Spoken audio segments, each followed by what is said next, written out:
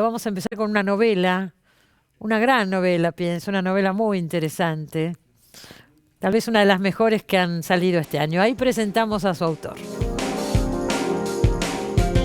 Daniel Goebel nació en Buenos Aires en 1956. Es autor, entre otros títulos, de La perla del emperador, Derrumbe y Las mujeres que amé. Su última novela publicada, El absoluto, es su obra más ambiciosa. Bueno, acá la tengo, El absoluto. Es difícil empezar a hablar de esta novela porque tiene muchas cosas. Ya desde el título, El absoluto, imagínense, ¿no?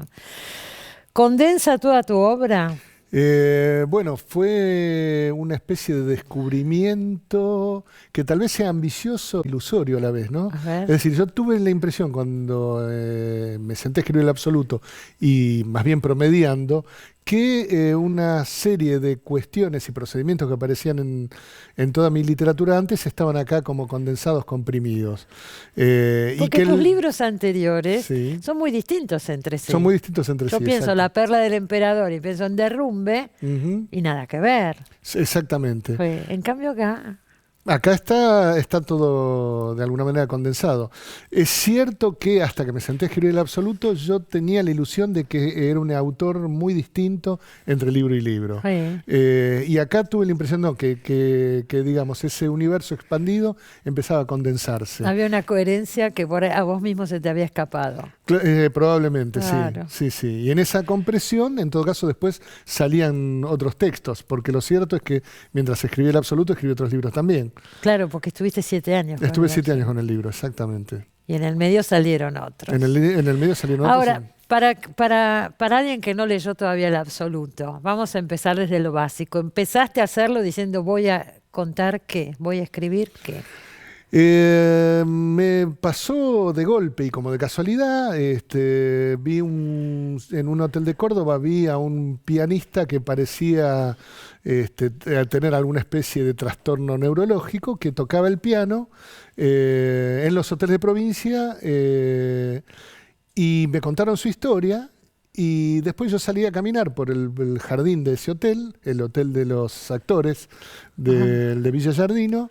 Iba con mi hija en brazos, que tenía 1 año, y de golpe me apareció un personaje. Y el personaje se empezó a constituir.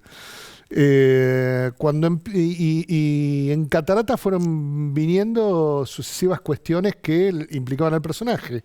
Y de golpe me di cuenta que esa cantidad de cuestiones no entraban en un solo personaje. Y entonces se me organizó una genealogía, que en principio era una serie de genios desconocidos de una familia, y eran 5. Y finalmente fueron 6. Sí. Es la historia de una familia, vamos a decir, Obviamente. al principio. Es la crónica de una familia de genios desconocidos que producen efectos en la historia de la humanidad y hasta en el destino del planeta Tierra, pero que son desconocidos. Y entonces los 5 primeros personajes Sí. son los genios de la familia, y él, narrados por la última, la que pareciera ser la última heredera, y después viene completa la historia el hijo de esta narradora. O sea, hay 2 narradores, 6 generaciones. 6 generaciones y termina en Buenos Aires todo, porque en el Empieza medio hay en Rusia. migraciones, de Claro. Rusia la familia viene para acá. Exactamente.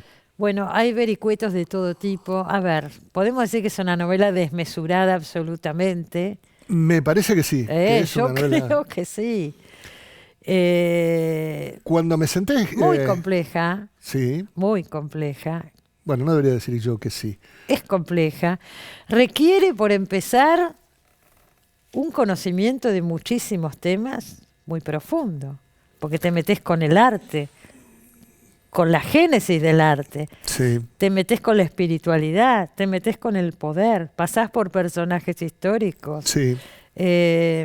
Vos me dirás, consulté, leí, pero hay que poder animarse con todo eso y lograrlo porque está muy lograda.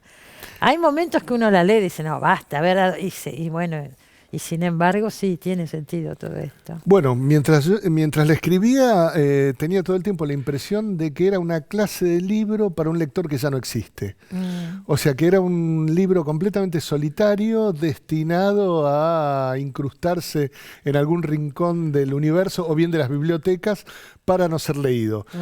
¿Por qué? Porque me costaba mucho trabajo a mí escribirlo. Seguro, no me cabe duda.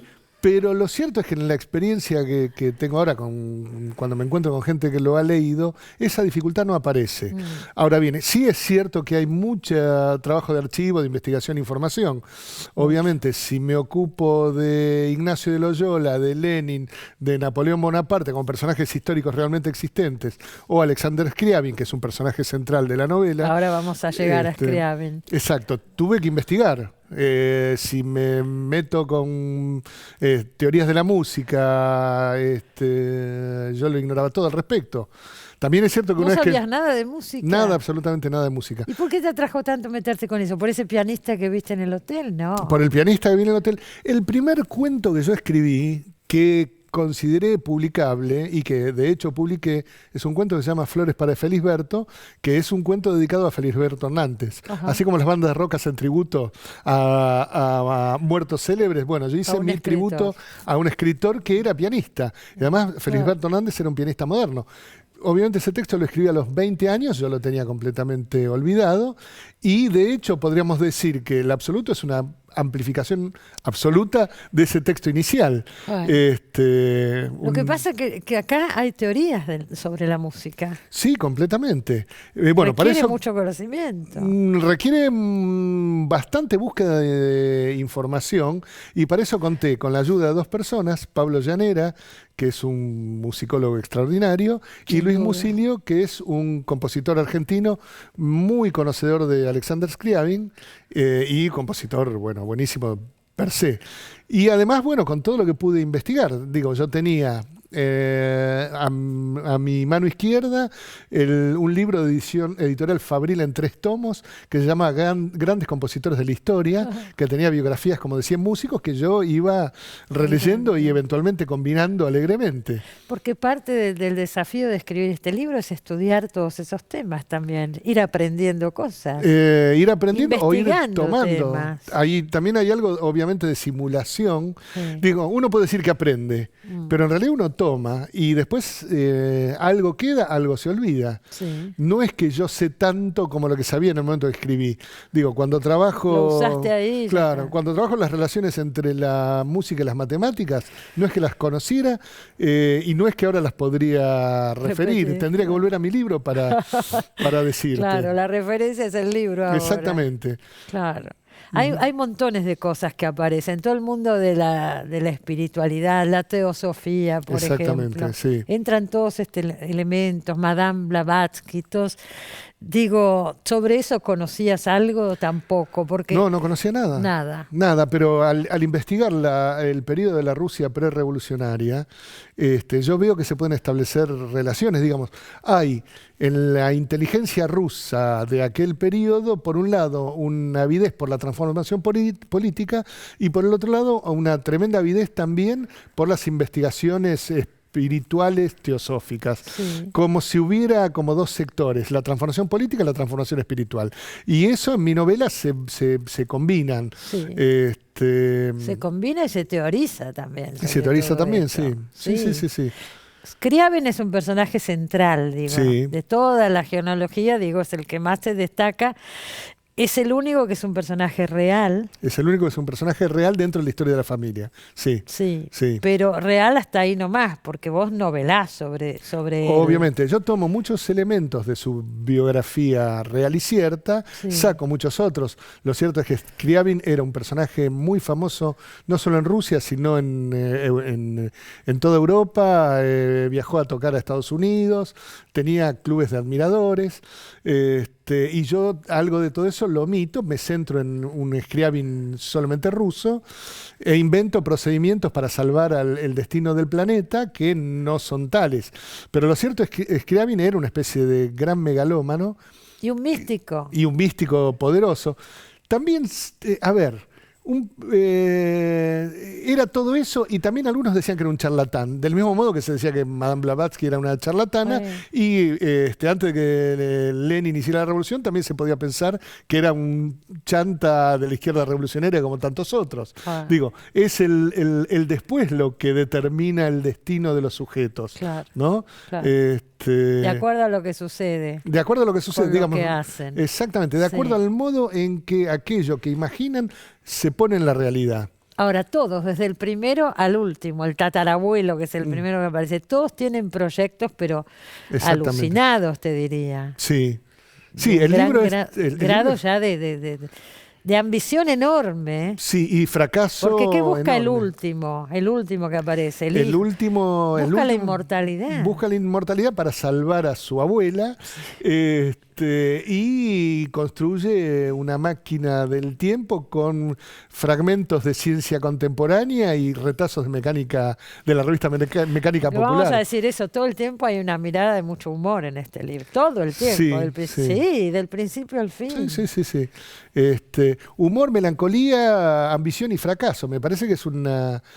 Digo, decir que es una combinación parece alevoso, pero digamos, era lo que se imponían los personajes. Es que se imponían metas que nunca podían llegar, porque eran imposibles, digo. Sí, es que me parece que no hay destino, digamos, no hay destino de las personas, por lo menos en la literatura, si la combinación de ambición, amor y fracaso no funcionan de alguna manera. Para dar un ejemplo, les digo, Napoleón. Napoleón está a la vez triunfando en Egipto y fracasando en Egipto. Napoleón está conquistando un universo desconocido y ese universo está conquistando a Francia. Napoleón hace todo eso para recuperar el amor de Josefina, y Josefina en Francia tiene un amante que es un tilingo ridículo, digo, lo cual es un dato históricamente cierto. ¿Es cierto que él hizo la campaña a Egipto para enamorar a Josefina o para conquistar a Josefina? ¿O lo ponés vos eso? No podría afirmarlo. Digamos, lo cierto es que obviamente Napoleón tenía una voluntad hegemónica. Sí. Haciendo un cálculo geopolítico, conversando con el que era su primer ministro, Talleyrand le dice, hay que atravesar Egipto, cruzar no sé qué y atacar a los ingleses por la espalda. Y mientras Napoleón cumple ese designio geopolítico, Talleyrand conspira para quedarse con el poder en Francia. Y Josefina entretiene sus ratos de ocio con los hombres que encuentra. Y Napoleón está fuera de su país, viendo que hay conspiraciones para derrocarlo y sabiendo que su mujer le es infiel. Y esto es un dato históricamente cierto. Le mandaba cartas puteándola a Josefina, diciéndole que la amaba, y cuando esas cartas iban en barco, y cuando los barcos eran atacados por los ingleses, que tenían mejor flota, los ingleses se quedaban con las cartas y después las publicaban en el Times, digamos. No me acuerdo en qué diario era, y se burlaban de él. Claro. Y Napoleón se sentía un infeliz. O sea, el gran corso, el gran conquistador era un infeliz. Y cuando se pelea, cuando lo acusa Talleyrand de todo, le dice, vos sos un traidor, un miserable, un asqueroso, un degenerado, un traidor. Talleyrand le contesta, la traición, señor, es una cuestión de fechas. De fecha. Exactamente, claro. Lo cual es la experiencia histórica de cualquier movimiento político. Sin duda. ¿No? Sí, es así. De ahí podríamos trasladarnos a la política nacional. Sin lugar a dudas. Digo, todo lo que sucede acá, con respecto a los personajes históricos, no a los personajes inventados por la novela, o fue cierto y está documentado, o podría haber sido en base a otros datos en los que te basás, que crean un verosímil. Digo. Exactamente. Para mí lo importante es la construcción del verosímil. De todas maneras, me parece que la realidad urde la ficción de tal manera, la ficción de sus hechos, de tal manera que cuando uno intenta reconstruir y trabaja en zonas ciegas, a veces acierta.